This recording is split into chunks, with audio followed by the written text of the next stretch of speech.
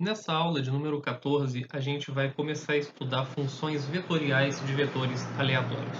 Então, descrevendo melhor a nossa situação de interesse, a gente vai ter o nosso espaço amostral ômega e um vetor aleatório, ou seja, uma função que me pega o espaço amostral e leva no espaço euclidiano de m dimensões.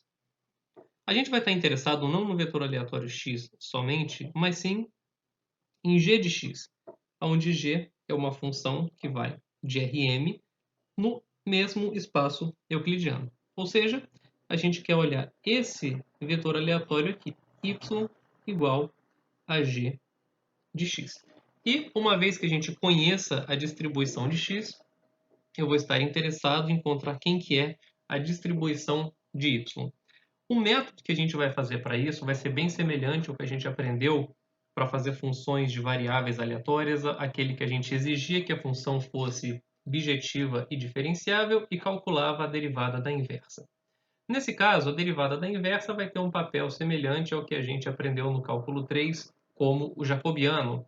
E para isso, vamos relembrar um pouquinho essa técnica que a gente aprende no curso de cálculo 3. Então, para isso, antes de começar a parte de probabilidade, eu trouxe esse exemplo para vocês.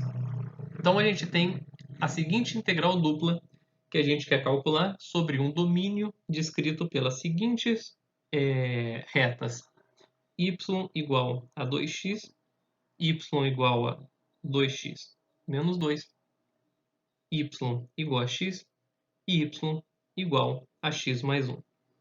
Se a gente tentar fazer um gráfico desse domínio, sem ser muito preciso com escala e com inclinações, eu tenho aqui y igual a 2x, eu tenho aqui y igual a 2x menos 2, aqui eu tenho y igual a x, e aqui eu tenho y igual a x mais 1. De modo que esse paralelogramo é minha região S de interesse. Que você se recorda do curso de cálculo 3 que descrever diretamente essa região pode ser uma tarefa um pouco chata.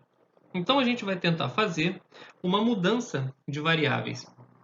Se você olhar para as funções que descrevem o seu domínio, após um rearranjo simples, você vai ver que y menos 2x é algo constante nessas equações da esquerda e y menos x é algo constante nessas equações da direita.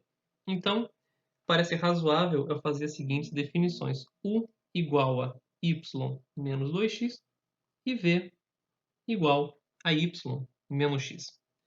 Após implementar essa mudança de variáveis, a gente consegue escrever a nossa região de integração da seguinte forma.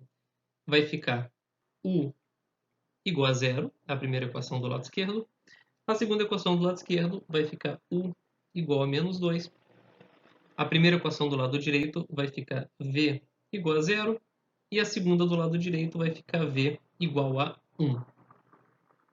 Que, se a gente for fazer um esboço dela, aqui no plano UV, é algo muito mais simples, tá?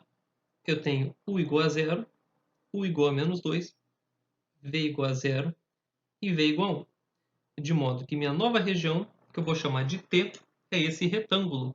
E a gente lembra que é muito mais fácil calcular integrais sobre retângulos do que sobre outros domínios mais exóticos. Tá? E é a minha transformação G que faz esse procedimento. Ok? Bom, não basta só alterar o domínio, a nossa integral é o produto de x com y, então eu gostaria de conseguir escrever também x e y em função de u e de v, né? Para que a gente possa substituir na integral e, de fato, conseguir fazer a conta. Bom, essa inversa também é bastante simples da gente conseguir calcular. Se você subtrair, por exemplo, v de u, v menos u, v menos u cancela os y e você vai ficar menos x mais 2x, que vai dar exatamente x. E isso já te dá a primeira equação, né, da sua inversa. Ou seja, você descobriu que x é igual a v menos 1. Enquanto que, se você agora, para descobrir como é que escreve y em função de u e de v, a segunda equação aqui em laranja diz para você que y se escreve como v mais x. Mas pelo que está aqui em cima, você sabe que x é igual a v menos 1, de modo a que y é 2v menos 1. Então, como está aqui, y igual a 2v menos 1. Isso que está em vermelho é o que eu vou chamar da função h, tá? Que é a inversa da função g. Ou seja, o que a gente acabou de fazer nesse procedimento?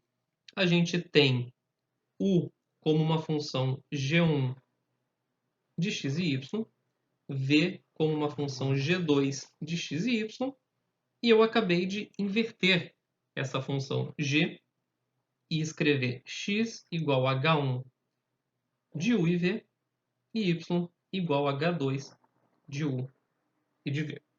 Ok?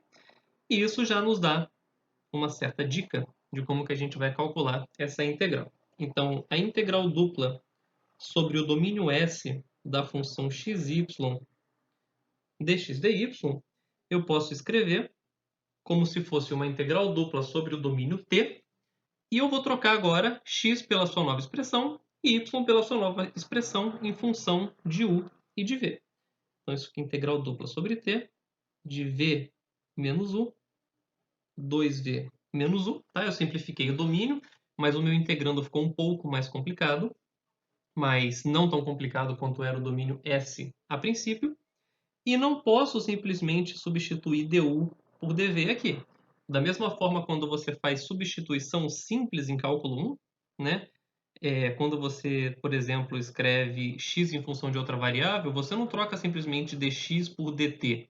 Você faz alguma outra coisa, você deriva, você faz algo relacionado com a derivada do que te relaciona a antiga com a nova variável. Então aqui, lembrando de cálculo 3, vamos fazer algo semelhante. Tá?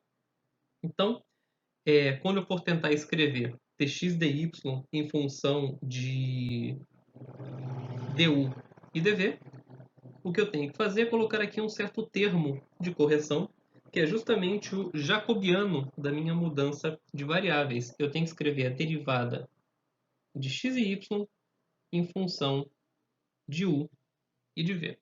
Tá? Ou seja, se eu tenho x e y em função de u e de v, dx dy,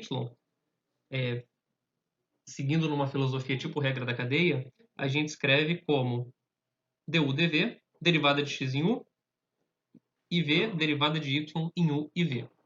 E esse objeto matemático aqui, ele é formalizado da seguinte forma. Isso é o seguinte. Você vai pegar a seguinte matriz, que é dada pelo seguinte. Você vai derivar x em função de u, vai derivar x em função de v, derivar y em função de u, derivar y em função de v, vai calcular o determinante dessa matriz e vai tomar o módulo dela. Tá? Esse é o análogo da substituição simples no contexto de cálculo 3. E esse é chamado de determinante jacobiano da sua transformação. Colocando em outras palavras, você pode escrever isso como determinante da seguinte matriz, utilizando as funções h. Isso é derivada de h1 em u, derivada de h1 em v, derivada de h2 em u, derivada de h2 em v. Ok? Então, para a gente encerrar, essa nossa integral, que era num domínio esquisito, a gente escreve num domínio agora retangular mais simples, substitui tudo que tem x e y pelas novas variáveis u e v, tá? E paga o preço de ter que colocar esse determinante jacobiano para corrigir a distorção introduzida pela nossa mudança de variáveis. Tá? E vai ser essa mesma filosofia que a gente vai seguir quando formos aplicar isso ao contexto de variáveis aleatórias.